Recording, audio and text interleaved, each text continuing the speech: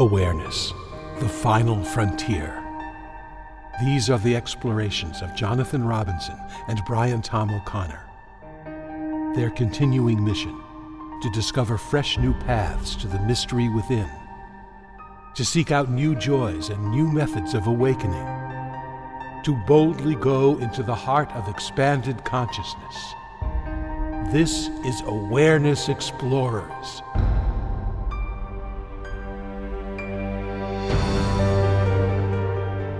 Welcome back, friends of Awareness Explorers. I am Jonathan Robinson. I am here with my co-host, Brian Tom O'Connor.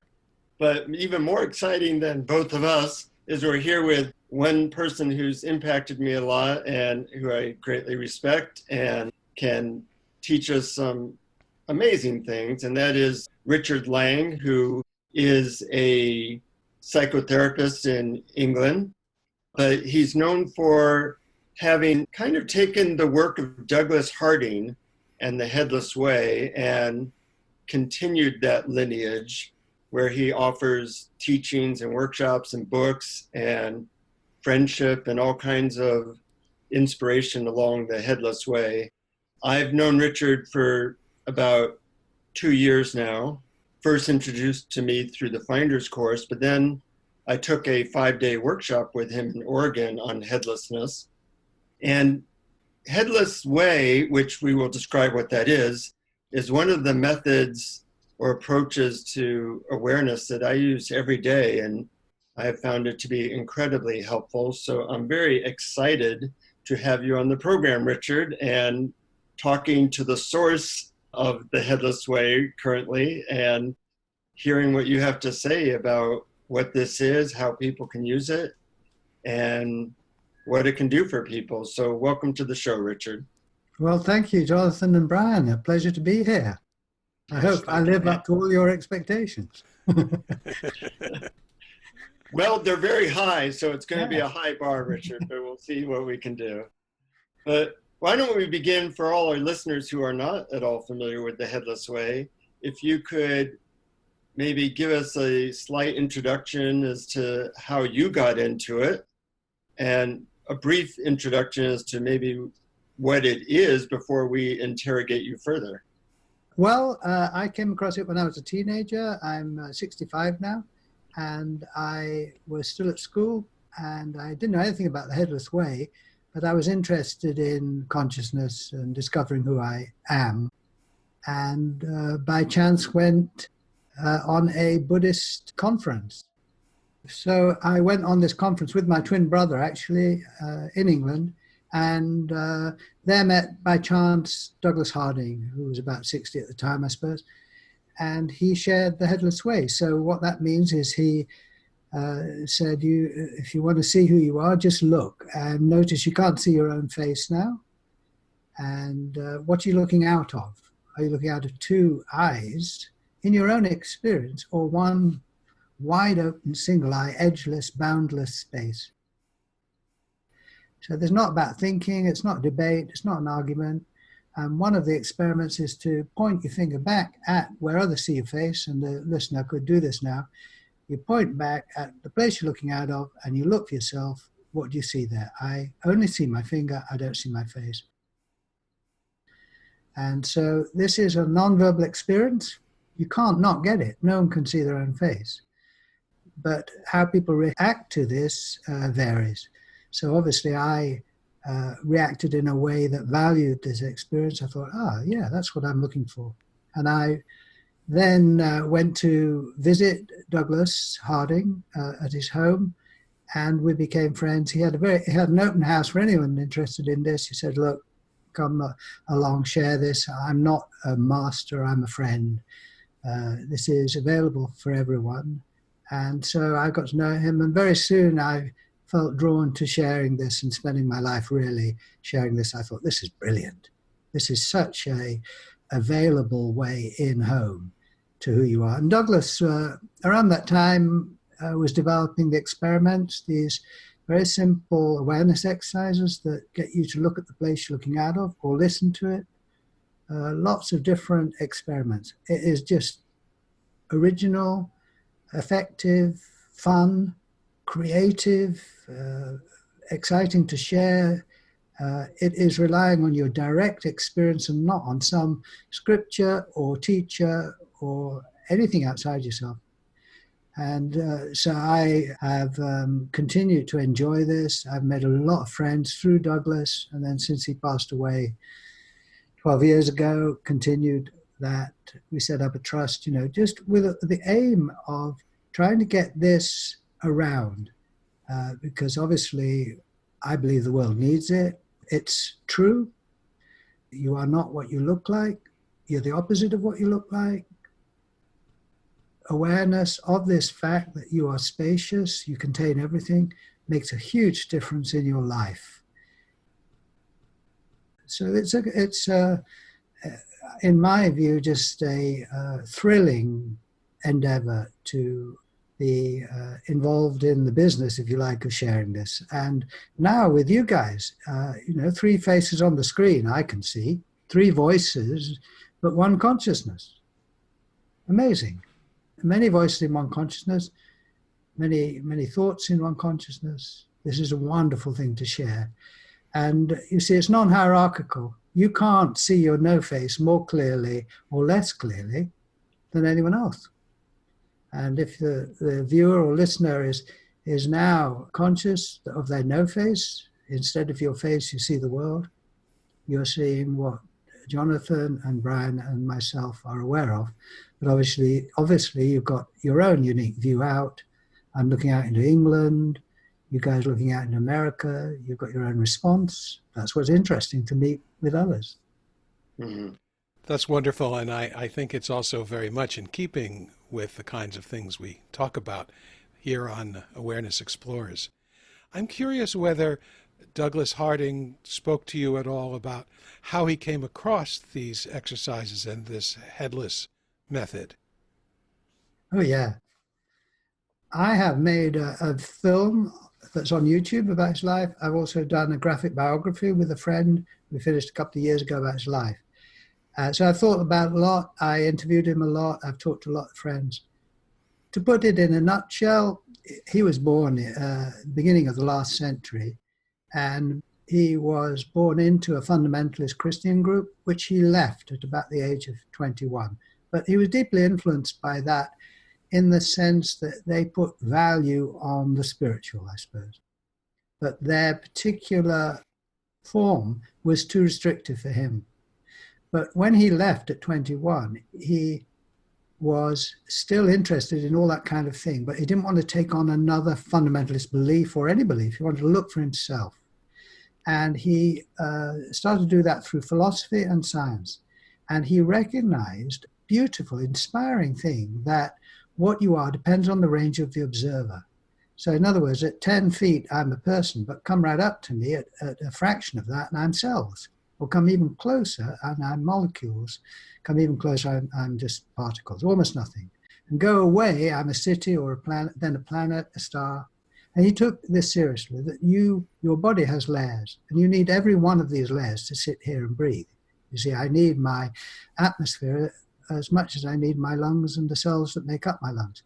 But Douglas had, in effect, recognized that he was like an onion with layers. And the obvious question is, what is at the center of these layers? And in the 30s, he was working on this. He then went to India. He was an architect. He got a job in India. He went in 1937. The war broke out, but he was thinking a lot about, what am I? I'm alive. I'd like to find out what I am before I die. The war broke out, so the pressure was on because you didn't know how long you got. And he was aware that as science comes up to you, there's less and less to observe. You look pretty solid at a few feet, but very close, you almost disappear. So he understood that at center, he must be nothing or no thing or awareness. But it was a theory, because how do you verify that? Then one day he saw a picture by the philosopher and physicist Ernst Mach, which was a self-portrait done from the first person point of view, so it's headless. The guy drew what he could see of himself, which was his nose, his body, but of course no head. And when Douglas saw this, he said, That's what I am at zero. I can see what science tells me what I am at 1,000 miles, 1,000,000 miles, 2 feet, a fraction of an inch. But what am I at zero? Science can't get there, can never get to right to what I am. But I'm there, and I can look for myself, and I'm headless. And instead of my head, I've got the world. So that's how he came to it. He didn't come to it through prayer or meditation or that kind of thing. He didn't come to it to get saved, really. I guess that was in it somewhere, or to find peace. He was just wanting to know the truth about himself. And he found it by looking. Mm-hmm. But then, of course, it raises as many questions as it answers, because it's such a different way of seeing yourself. So how do you fit this in with the fact that everybody's telling you you're a person? See, well, that's relativity. What you are depends on the range of the observer.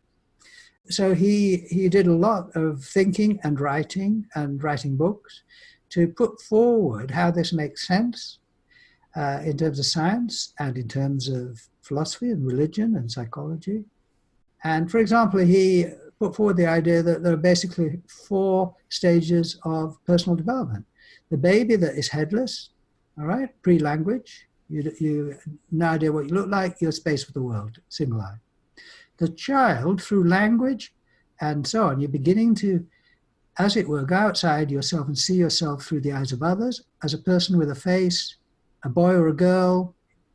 In the mirror, you look in and you begin to learn, that's me. But you haven't got it going very well, so you keep forgetting. And you just play and you make things up as you go along. Third stage of the adult, where now I am fully convinced I am what you say I am. And now I overlook my headless true nature, and if I ever notice it, I dismiss it as unreal. That's the third stage. So I am what I look like. I'm Richard. I take responsibility for being Richard, and so on. But we think that that's it. Growing up is about finding out who you are and making the best of it. But in fact, there's a 4th stage, which is seeing who you are, which is reawakening to what you are from your point of view, as well as from the point of view of others. And this does not deny what I am for you. I still understand and act as if I'm Richard.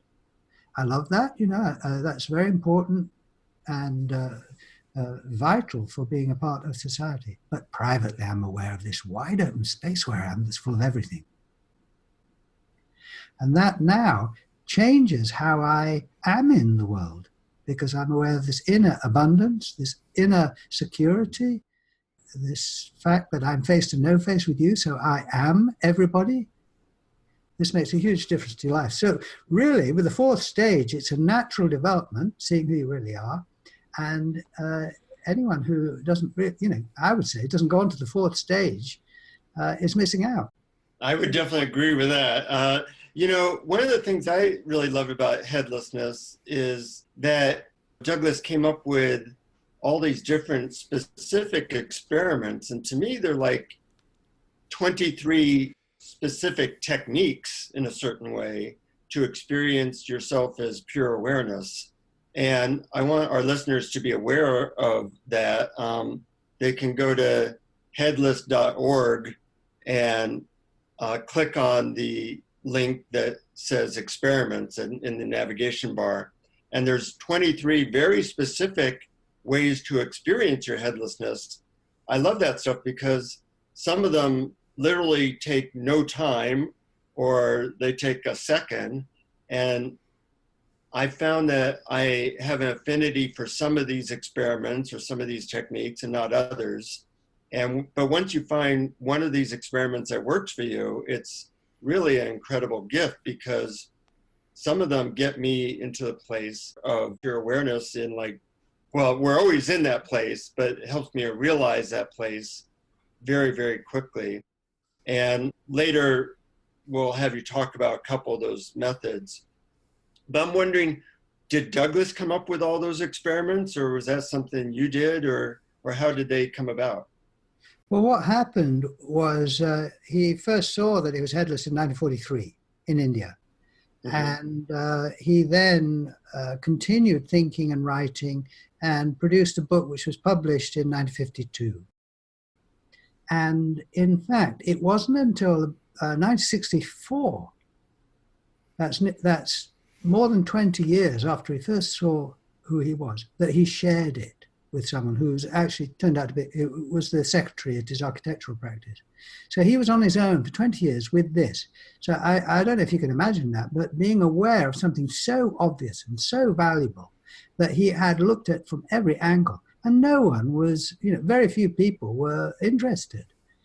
But and some people were interested in the ideas, like C.S. Lewis, but the actual experience, no one really seemed to take it on board. Anyway, in 1964, he shared it with his secretary, who got it big time. And it was a revelation to him. This was a demonstration of how inspiring it is to share it, to meet someone else who's really valuing it, you see.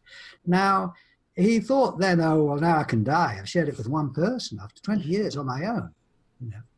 But then what happened, I suppose the ball got rolling. The next year, he shared it with 2 people. I thought, wow, this is getting out of control now. Right? And then 3, and he had, as it happens, built a second house as an architect. And this second house became a meeting place for people interested in seeing. His wife was not interested. And so he had a separate house. That's where I went all the time. And you went, and it was never a charge. It was friends, and you would just make friends. And as Douglas began to share it more, so he began to make up ways of sharing it, that we're not just talking about it. And it was around about 68, 69, 70, 71 that I think he just really took off on it. And in fact, in 1972, he created a toolkit of all the exercises, put them together for the first time. And this really accelerated the process of sharing. It was not a Douglas thing. It was anybody can share it. And here are the tools to do it. Go and do it. You don't need my permission. You never need to see me again. But if you want to, come as a friend. Was that what On Having No Head, his bestseller, was about? No, that was much earlier. On Having No Head was 1961. Mm-hmm. And right from the beginning, the experiments are potential there, because it's all experience, you see. But that was before the pointing or any of those more familiar exercises. So it really, in the 60s, after sharing it with Helen, in the late 60s, a community of friends began to grow. Douglas was a very warm, generous host. He welcomed everyone who was interested in this. And so by the late 60s, Flower Power, the whole young people interested in this kind of thing being included. So there are a lot of young people, teenagers and young in the 20s around, all the time, really. So I made a lot of friends through that. But it was only much, 10 years after that book, really, that the experiments took off. And then, you see, we were around and we'd make them up as well. And then, I then lived in a house in London with 10 people who were all interested in this. We played with it a lot. And then we had, big gatherings. And so the community began to grow. And Douglas traveled a lot. He was really traveling a lot. And this is pre-internet, so it takes quite a bit of organizing by letter and phone call and stuff. So it's been a long, slow process. It's not a mushroom overnight thing. It is grassroots. But it's very kind of strong in a way, because it's not relying on any person. You are your own authority. It's basically free. We have a lot of the online meetings, and they're free for anyone, anyone interested in their true nature through this way, just contact me. Yeah. So, and it's all a bit of an adventure, really. So it's rather exciting. Brian, you're somewhat new to this. I'm wondering, from your perspective, what questions have arisen?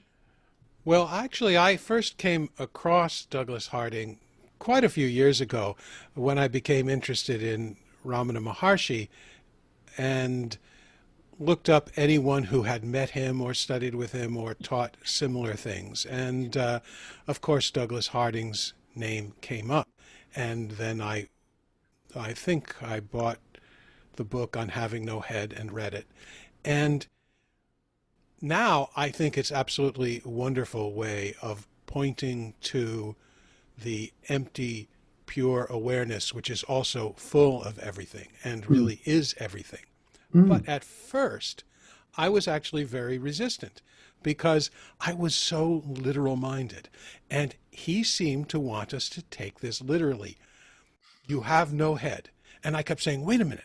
What about, I can feel it with my hand. Oh, wait a minute. What if I look in the mirror? Or, oh, I can see my nose. So I found myself coming up with a lot of objections to the idea that I actually have no head. And over time, those faded away. But I am curious about how you react to people who raise those kinds of questions. First of all, I say, I'm very glad to hear you raising those questions. Let's have it all out in the open. Let's not avoid anything here.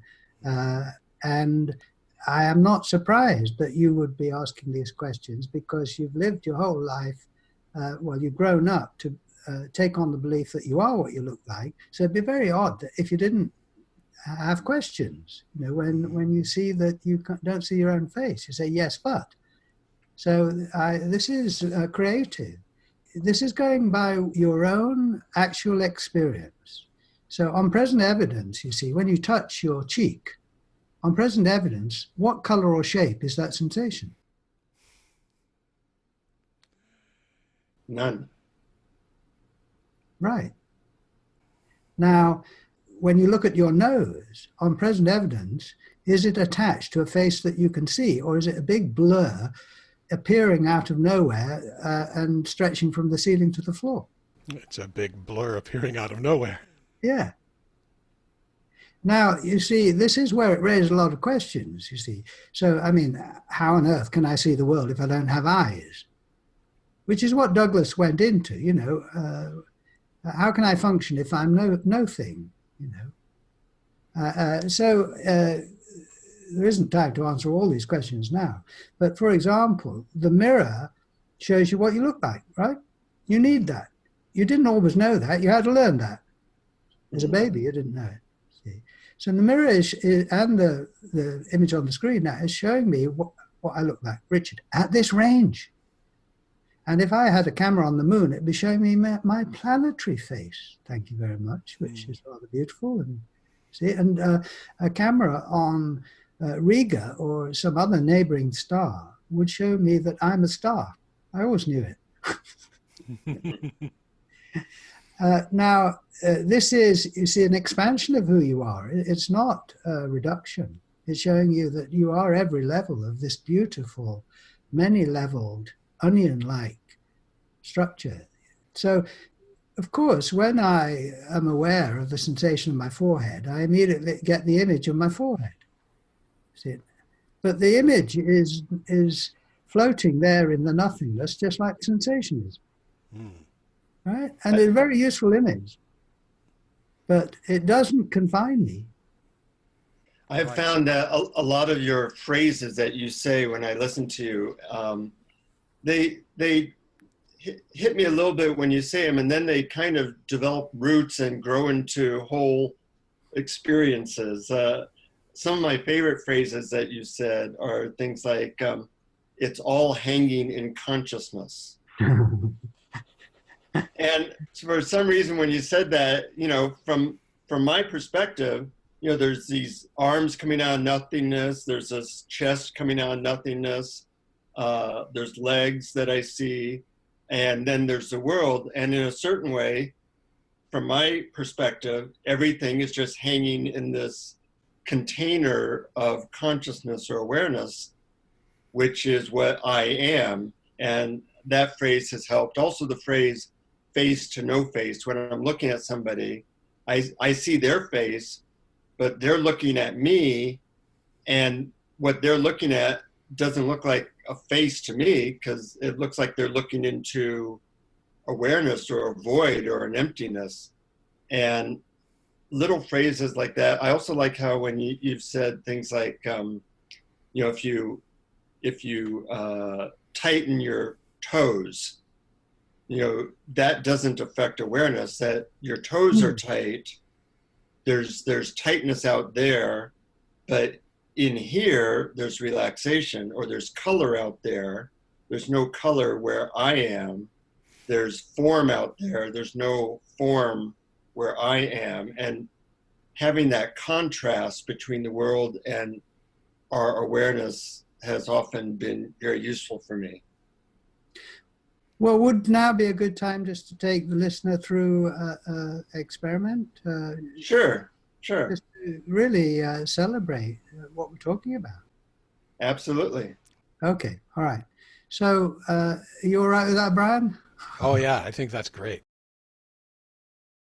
Okay, all right. So I'm going to guide you through this little experiment, or whatever you want to call it. I'll just make it up. It's the kind of thing I've done many times, I'm sure. But I'm just going to ask you, the listener, just to, sit comfortably and notice the place you're looking out of. So I'm going to get you to do a simple experiment first, which is I want you to direct your attention out and then in. So get your finger and point at an object in front of you. So it's good to actually do this. If you're in a cafe, never mind. And notice what you're pointing at is a thing. I'm pointing at a speaker on the desk, and it's got color and shape.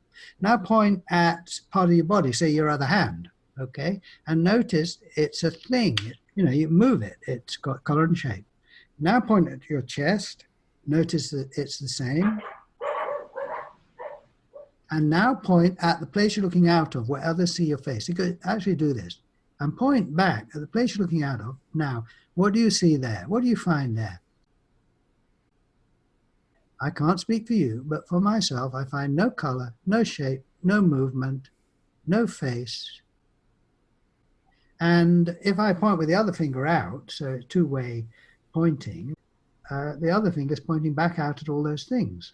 And this gesture, two-way pointing, is colors out there to no color here, faces out there, no face here, asymmetry, and space for the world. Right. So this is a nonverbal experience, so you might describe it differently. Great. I'm convinced you've got the experience, and if you take your hands and just hold them in front of your face, right, and then just move them back either side of your head, notice from your point of view they get bigger and disappear. I say they've gone into your no head, this wide open space. So then bring them forward and they come out this nothingness. So it's a very physical thing, well worth doing. So this space that your hands go into and come out of, I call the single eye. It's single, all right? There's not two little holes you're looking out. So we start visually, but I'm going to take you through this experiment, which leads into non-visual.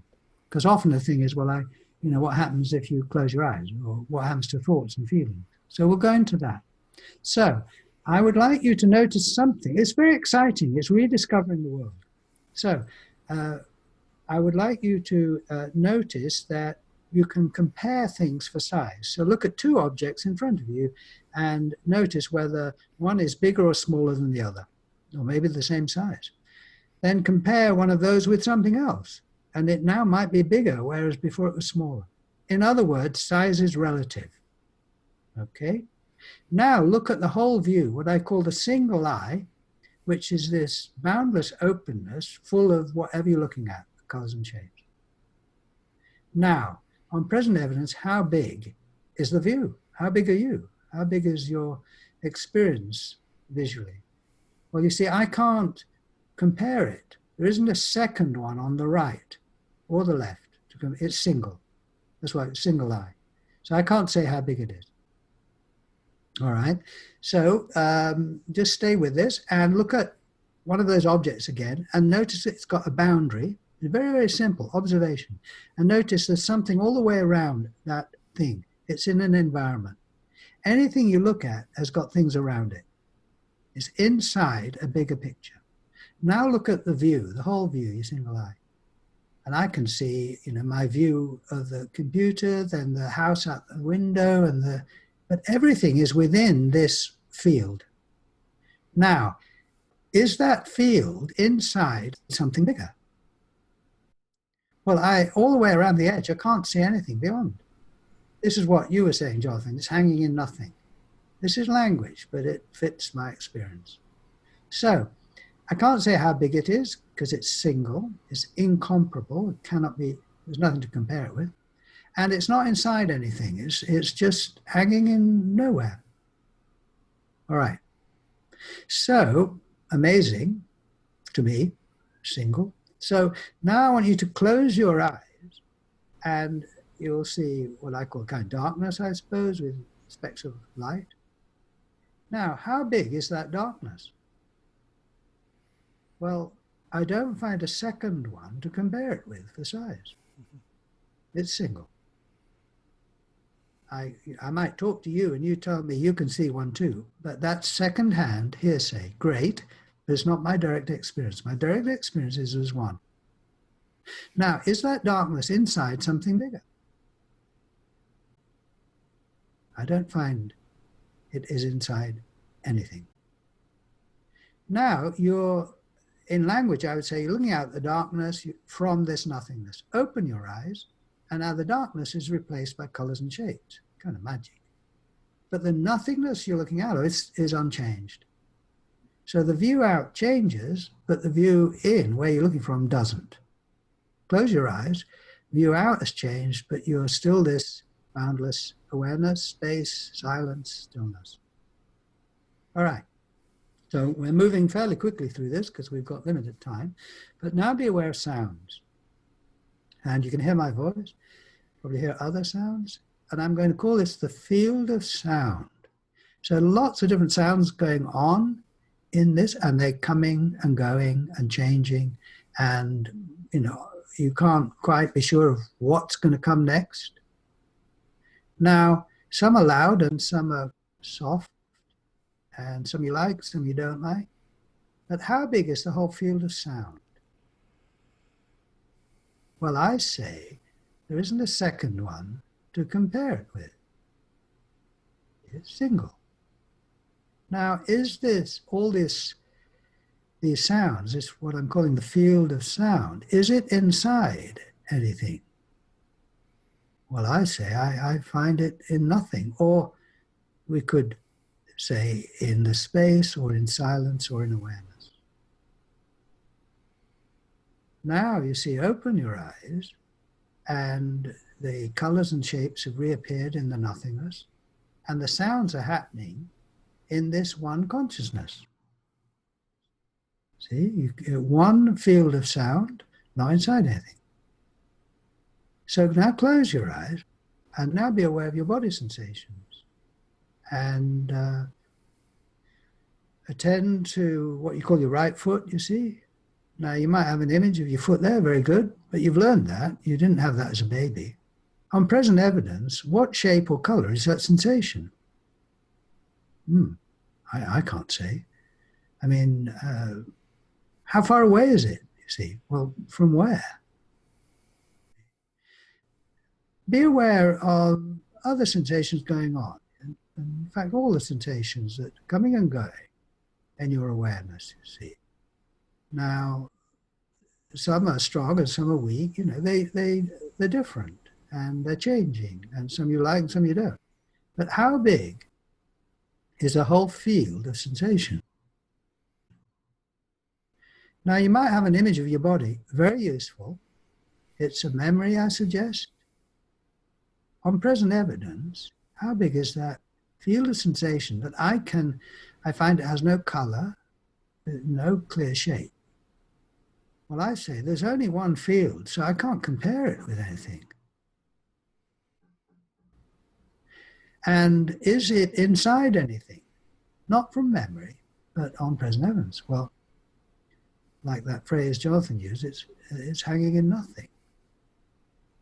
Now, we identify with our body sensations very easily.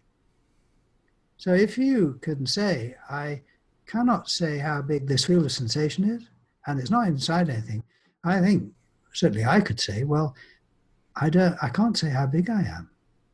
I'm not inside anything. I'm free, uncontained, appearing and disappearing spontaneously all the time. And now if you open your eyes, nothing changes essentially. There's still one field of sensation. It's not inside anything. Just as there's only one field of view, not inside anything, and one field of sound, all going on together, really. So I can say now, with eyes open, I'm not inside anything. Does it mean I'm denying my sensations? No, I'm welcoming them. Now close your eyes again and be aware of your thoughts and feelings. And think of a number, you see, or think of a face of a friend. These are mental objects, we could say, or remember what you had for breakfast, or think of a problem you've got, you see, and the anxiety it produces, or think of something you've succeeded in, see, and the joy that brings, or lots of different thoughts, feelings, changing, see. Now, how big is this whole field of mind? Very complicated, not in your control, a lot of it.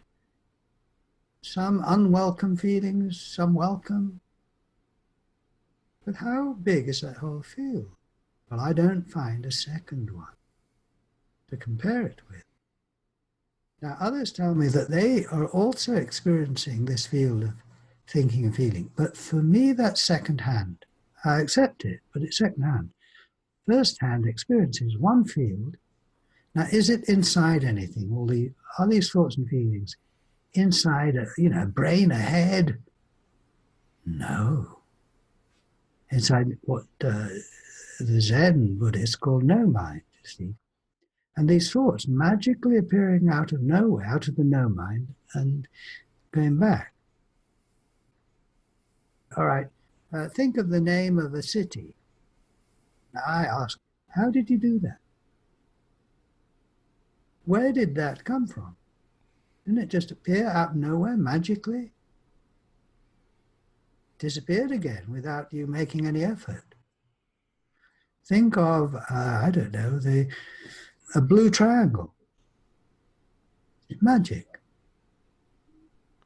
Now, the view out, to use language, is of these thoughts and feelings, and the view in, or the place you're being aware, from, is the nothingness. The thoughts are arising and disappearing in this no mind. Now, if you, for example, just tighten your right fist, your hand, into a fist, and it gets tense, does that affect the space that you are, this awareness? No. See, it's stress-free. Now relax. Now think of something, a problem you've got. And it might be something in the past you've had that really gave you anxiety.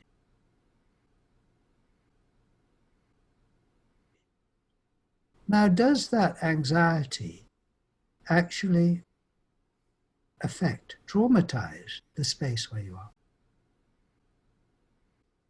No, it doesn't, in my experience. So you're now becoming aware that this space is stress-free, problem-free, trauma-free, but so creative, coming up with all these things all the time, magic. Now you open your eyes, and you've still got thoughts and feelings. Do the presence of thoughts and feelings stop you seeing who you really are, the space in which it's all happening?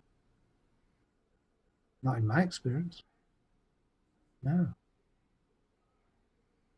So, how available this is, how practical it is, how it makes sense, how it is available from any of the senses, so to speak. I can hear the silence now that this voice is happening in.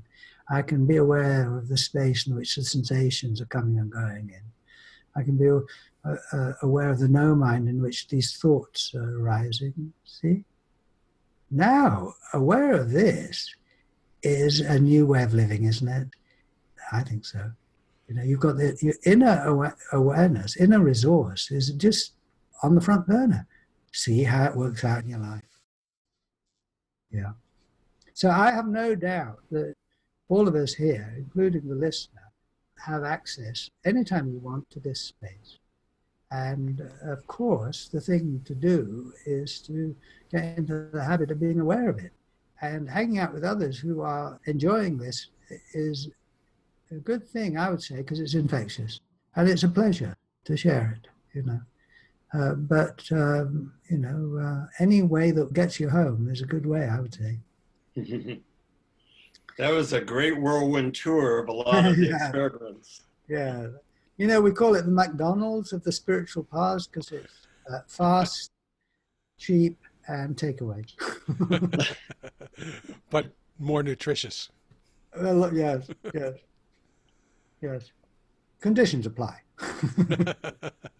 But the other thing to mention, since we've got brief time, is what you mentioned, Jonathan, is face to no face. And this is just hugely valuable and pleasurable and therapeutic. If you are aware, you're with someone and you're practicing the Headless Way, you're noticing that you have their face instead of your own. You trade faces. They've got yours, you've got theirs. You are them. Now, this is so different from the head-to-head model. Both are valuable, but now it is a pleasure. You look at people, you're taking them in. You are them. This changes as this seeps in. That is going to affect how you treat others, because although they are other, they are also myself. Yeah. The Headless Way is, I like your analogy of the onion because there's so many layers to it. And for myself, sometimes I would get one layer or one experiment or one phrase, and the other ones would like, what the hell does that refer to?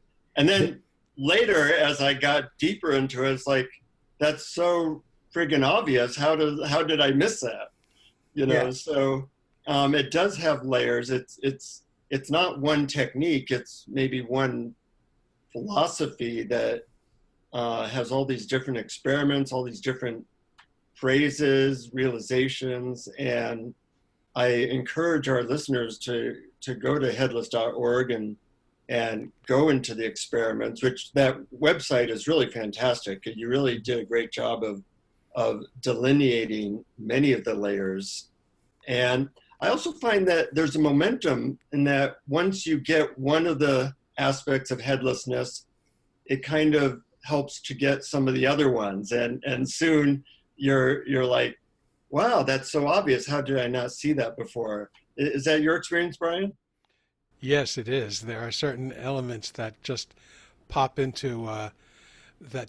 up. For instance, realizing first that I am nothing, and then realizing that everything appears in that nothing, and then realizing there's no dividing line between that nothing and everything. So therefore, I'm everything and nothing at the same time.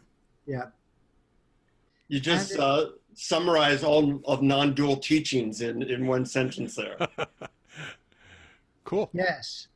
Beautifully put, you see. And when you say it with your tone of voice, with the way you've come to it, the way that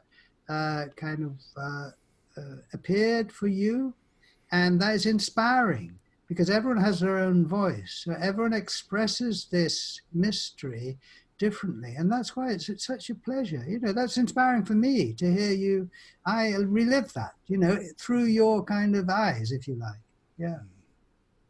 The other thing to just add here is that it's often useful to think of the two sides of the experience, which, of course, as you say, there's no dividing line, but the experience and the meaning. The experience is simple, accessible. You can't see ahead. It's non-verbal. In a way, it doesn't mean anything. So you can't get it wrong. But the meaning unfolds day by day. And that's what, Jonathan, you were talking about, and what you've just expressed there. One day you realize it was nothing, the next everything, and then the next no dividing line. There's a meaning unfolding. Now, what often confuses people is that they see their no head, but it doesn't mean much to them, or it doesn't mean the same to them as it is doing to someone else. So someone else is going, oh God, I see I'm nothing, but now I realize I'm everything, and there's no dividing line. Oh my God, wow. You see, and the other person is going, well, I can't see my head, but I don't get that, you see. So obviously I haven't got it. No, you've got it, but you're responding in your own way. Stay with the plain experience, the truth, and the meaning that you need will come to you, I am convinced. And it will be different from anyone else. So this is why often it's good to meet in groups, you see, here or in an online meeting or in a workshop, because you see that other people react in different ways and there isn't a right way. Yeah. There isn't a right way, but it's a little bit contagious, meaning if you hear other people's views, you go, yeah, now I'm starting to get that. Like, thank you. I know. Yeah. And it happens to me all the time. I've been around headlessness for, since 1970. So that's nearly 50 years. And that's inspiring, what Brian just said. You see, or what you say. And it's like, I haven't heard that before. Quite like that. Yeah. It's never-endingly revealing new meaning. And I'm convinced it's never ending. It is astonishing. It's just coming up with revelation after revelation. But I find that, the revelation comes up, you enjoy it, and then it goes stale. And we try and hold on to it, think we've lost something. No. This is the natural life cycle of a revelation. There's nothing gone wrong. And it's just, like Steve Jobs said, the old wood's got to go before the new can come. So when that revelation is going a bit stale, you see that the nothingness is still there, and it's just making room for something else. Yeah. Lovely. Any further questions you want to ask, Brian? Oh, I think that's really wonderful, and I'm very happy that you took us through that, and that our listeners can try it for themselves, and that you talked about how it's different for each person. And I think that's very important, and that, yes, you do get it. If you can see that what's looking out is nothingness, is empty, then you're seeing it. Yes. And everyone can see it. Yes. I mean, you can't see your head where you are. So, you got it.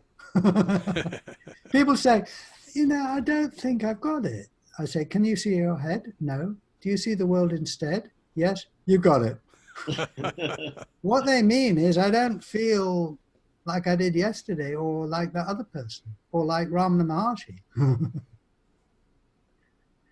Those things come and go, but I find that with any technique or any approach that you stay with, that grace rewards us and that good things happen.